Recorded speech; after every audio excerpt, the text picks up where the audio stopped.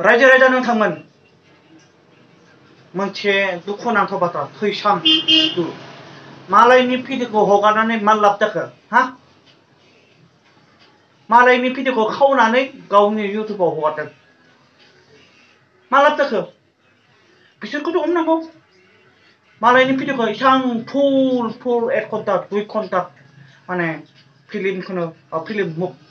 मानो हगारनो गोनां जादों 1 घन्टा 2 घन्टा दंमोन माबाया भिडिअआ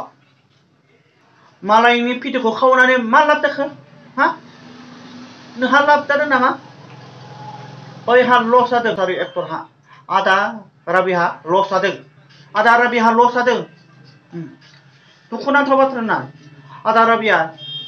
इमान खस्थ' खालामबाय शुटिं इमान खस्थ' खालामबाय बै सासे मानसिया एक्टरा 1 लाख लायो बै 1 लाख लायो बैबो 1 लाख लायो सासे एक्टरावनो 1 लाख लायो 1 लाख 2 लाख लायो सोरबा 2 लाख लायो सोरबा 1 लाख लायो बेनिखायनो मालायनि खस्थ' खालामनायखौ बिदि खालामनाङाब्रा इमान लासिं सिं मालायनि भिडिअखौ खावनानै गावनि इउटिउबाव हगारदों इमान लासिं सिं मालायनि भिडिअखौ खावनानै नोंहा मा लाब जादों हा मालाय बैसोरहा इमान खस्थ' लस जादों लाख लाख लाख लाख लाख थाखा फैसा थांबाय बिसोरहा मालायनि भिडिअखौ खावनानै बिदि खालामनाङाब्रा गावगाय खस्थ' खालाम फुल होनाङा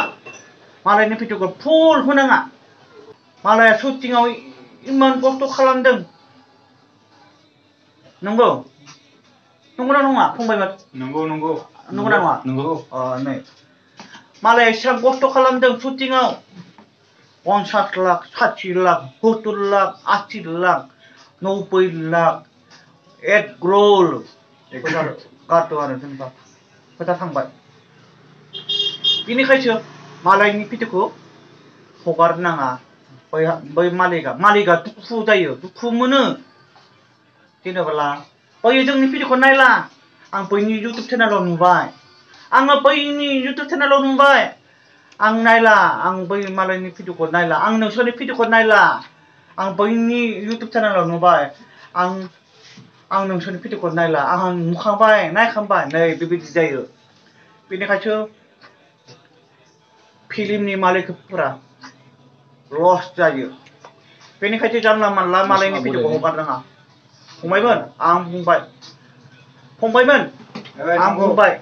मालायनि भिडिअखौ हगारनाङा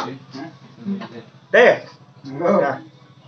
दायो नै हमजानाय भिडिअखौ नायदो हमजानाय भिडिअबो दङ नै आदा राबि मोना बे सिखाव खावग्राखौ हमबाय